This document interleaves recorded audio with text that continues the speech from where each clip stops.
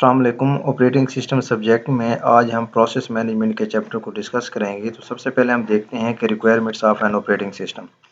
Operating system आजकल जितने भी हमारे पास हैं वो सारे के सारे सपोर्ट करते हैं मल्टीपल प्रोसेसेस को, और उसी वजह से हमारे पास जो प्रोसेसर है उसकी यूटिलाइजेशन जो है वो बढ़ जाती है। तो जितने नंबर ऑफ प्रोसेसेस हमारे पास किसी भी सिस्टम के अंदर चल रहे होते हैं उतना ही हमारे पास सिस्टम की यूटिलाइजेशन जो है वो बढ़ रही होती है, और कम टाइम के अंदर यूज़र के मैक्सिमम प्रोसेसेस जो हैं वो वहाँ पे चल रहे होते हैं। तो बेसिकली हर प्रोसेस को चलाने के लिए किसी न किसी रिसोर्स की ज़रूरत पड़ती होती है, और रिसोर्सेज जो होते हैं आपके पास सिस्टम के अंदर शेयर्ड भी होते हैं, और सम टाइम जो है आपके पास नॉन शेयर रिसोर्सेज भी होते हैं। तो मोस्टली हमारे पास रिसोर्सेज के अंदर जो है, जैसे हमारे पास शेयर्ड रिसोर्सेज की अगर हम बात करते हैं तो हमारे पास रैम आ जाती है या हमारे पास मेमोरी आ जाती है। ये सारे के सारे शेयर्ड रिसोर्सेज हैं। तो इन शॉर्ट, जब भी किसी प्रोसेस को रन करवाना होता है तो हमारे पास किसी न किसी रिसोर्स की आपके सिस्टम के अंदर यूज़र को ज़रूरत होती है उस प्रोसेस को चलाने के लिए।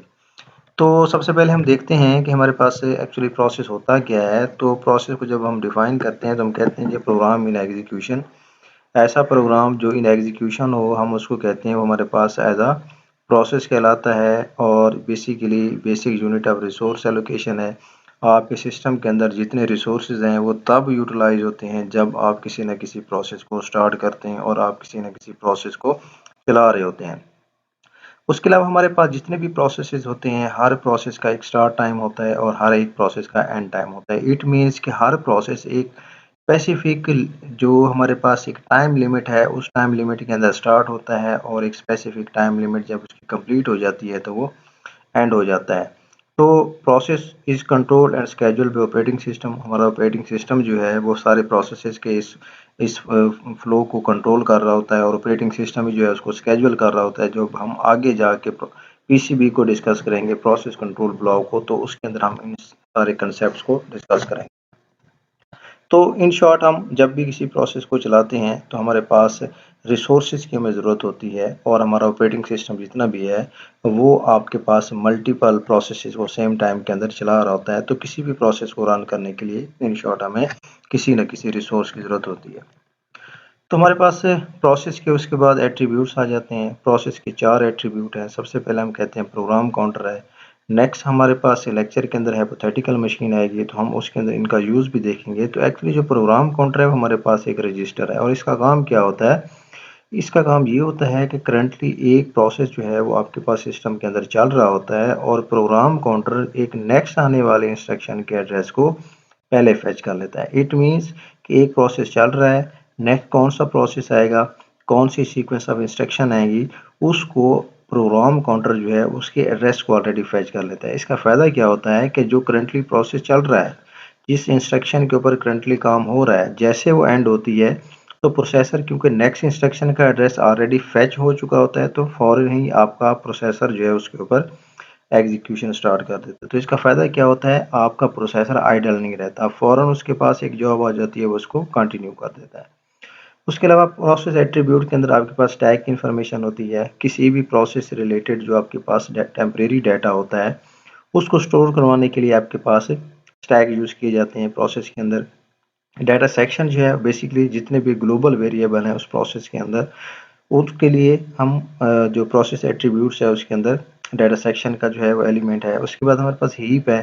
जब कोई प्रोसेस चल रहा होता है तो उस दौरान जो मेमोरी एलोकेट की जाती है डायनामिकली, तो उस प्रोसेस को, उस एट्रीब्यूट को प्रोसेस के हम हीप कहते होते हैं।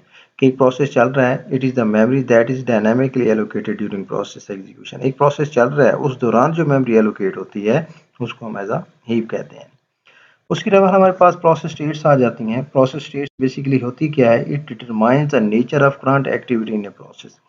प्रोसेस के अंदर करंट एक्टिविटी क्या हो रहा है? क्या प्रोसेस हमने स्टार्ट कर दिया है, प्रोसेस स्टार्ट करना है, एग्जीक्यूशन के ऊपर है, रनिंग के ऊपर है, किस उसकी नेचर करंटली क्या है, उसको हम कहते हैं प्रोसेस स्टेट्स। हर प्रोसेस की मल्टीपल स्टेट्स हो सकती हैं। 2 स्टेट प्रोसेस मॉडल भी हो सकता है, 4 स्टेट प्रोसेस मॉडल भी हो सकता है, 5 स्टेट प्रोसेस मॉडल भी हो सकता है, 7 स्टेट प्रोसेस मॉडल भी होता है। तो मोस्टली जब हम प्रोसेस स्टेट्स को डिस्कस करते हैं तो the state of process change as it's executed. जैसे जैसे हमारे पास प्रोसेस जो है वो एग्जीक्यूट होता जाता है, वैसे वैसे हमारे पास प्रोसेस स्टेट भी चेंज होती जाती हैं। फॉर एग्जांपल, जब भी एक नया प्रोसेस चलाया जाता है वो हमेशा न्यू से स्टार्ट होता है। और न्यू क्या चीज़ है? The process is being created. आप किसी भी एक प्रोसेस को क्रिएट करते हैं, इट मीन्स आप इसको चलाते हैं, बट वो हमारे पास मेमोरी के अंदर नहीं होता। इट मीन्स कि आप एक नए प्रोसेस को क्रिएट करने जा रहे हैं जो येट अभी तक मेमोरी में नहीं है। इट मीन्स अभी एग्जीक्यूशन में नहीं है। आप एक नए प्रोसेस को स्टार्ट करने जा रहे हैं, इनिशिएट करने जा रहे हैं। और फिर उसके बाद हमारा प्रोसेस न्यू से रेडी स्टेट के ऊपर जाता है। तो रेडी स्टेट क्या है? The process is ready to be executed. वो इस कंडीशन में है कि अभी एग्जीक्यूट नहीं हुआ, बट क्योंकि आपने नया न्यू से उसको क्रिएट किया है, अब रेडी है, इस फॉर्म के अंदर है कि अब किसी टाइम भी जो है उसको रिसोर्स जैसे एलोकेट होगा उसके ऊपर एग्जीक्यूशन स्टार्ट हो जाएगी।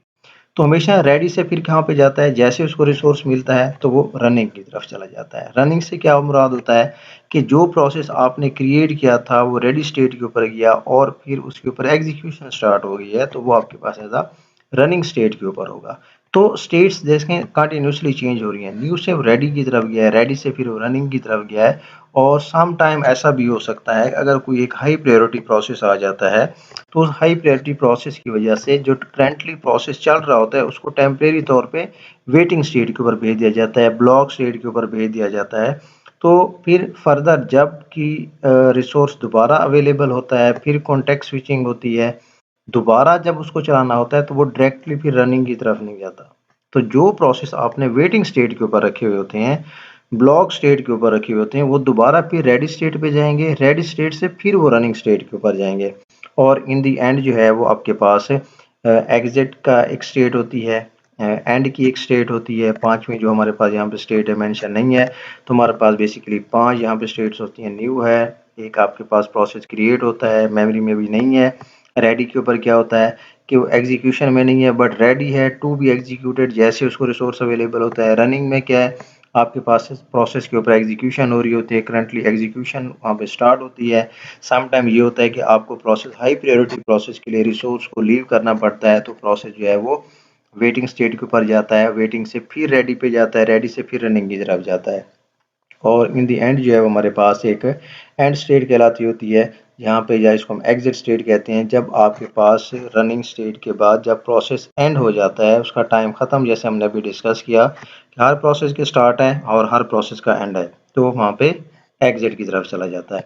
तो अगले लेक्चर के अंदर हम प्रोसेस स्टेट्स की टाइप्स को डिस्कस करेंगे, 2 स्टेट प्रोसेस मॉडल को डिस्कस करेंगे, हम 5 स्टेट प्रोसेस मॉडल को डिस्कस करेंगे और हम 7 स्टेट प्रोसेस मॉडल को डिस्कस करेंगे।